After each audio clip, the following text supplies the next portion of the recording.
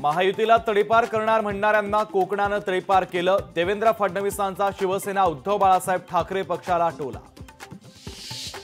आत्महत्या थांबवा अन्यथा राजकारण सोडेल, पंकजा मुंडे यांचं समर्थकांना भावनिक आवाहन।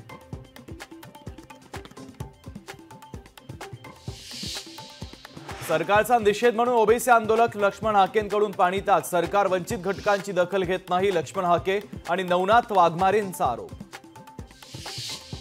ईव्हीएम कुणीही हॅक करू शकत नाही, पराभव जिव्हारी लागणार रडीचा डाव सुरू। शिवसेना उद्धव बाळासाहेब ठाकरे पक्षाच्या आरोपांवर रवींद्र वायकरांचा पलटवार। सीसीटीव्ही फुटेज देण्याची निवडणूक आयोगाची हिंमत नाही, उत्तर पश्चिमच्या उमेदवारानं लोकशाहीसोबत विश्वासघात केला। आदित्य ठाकरेंची रवींद्र वायकर यांच्यावर टीका। वायकरांच्या विजयानं विरोधकांच्या पायाखालची वाळू सरकली, गिरे तो भी टांग उपर, मुख्यमंत्र्यांची विरोधकांवर टीका। ईव्हीएम हॅक होत नाही, मोबाईल आणि मतमोजणीचा संबंध नाही, ईव्हीएम मतमोजणीच्या वादावर निवडणूक अधिकाऱ्यांचं स्पष्टीकरण।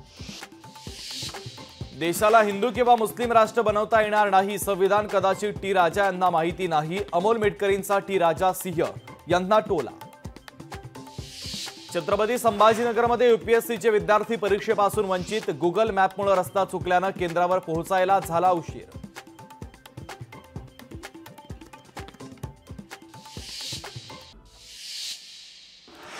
प्रतिभा धानोरकरांनी शरद पवारांची घेतली भेट, लोकसभेत जिंकल्यानंतर घेतली सदिच्छा भेट। निरंजन डावखरे तिसऱ्यांदा आमदार होतील, गणेश नाईकांनी व्यक्त केला विश्वास। कोल्हापुरात पोलिसांचं रूट मार्च, बकरी ईदच्या पार्श्वभूमीवर पोलिसांचं रूट मार्च। गाझात सुरू असलेले युद्ध रोखण्यासाठी भारतानं पुढाकार घ्यावा, मोहम्मद मुस्तफा यांचं पंतप्रधान नरेंद्र मोदींना पत्र। भारतातील सर्वात वजनी बोकडाचा मान साताऱ्याला, बोकड तब्बल 170 किलो वजनी, बोकड पाहण्यासाठी देशभरातून गर्दी। साईबाबांना 42 लाख रुपयांचा सोन्याचा मुकुट अर्पण, साई भक्ताकडून साईचरणी 648 ग्रॅम वजनाचा सोन्याचा मुकुट अर्पण। हिंगोलीमध्ये वादळी वाऱ्यासह अनेक भागात पावसाची हजेरी, पावसामुळे शेतकऱ्यांना मोठा दिलासा।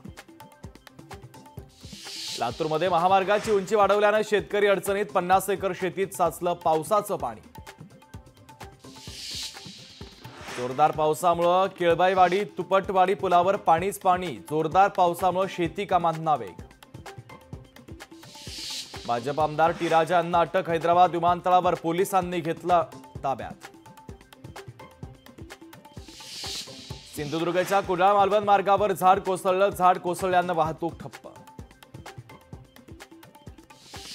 शाही मराठी ऐका, पहा, जागरूक रहा।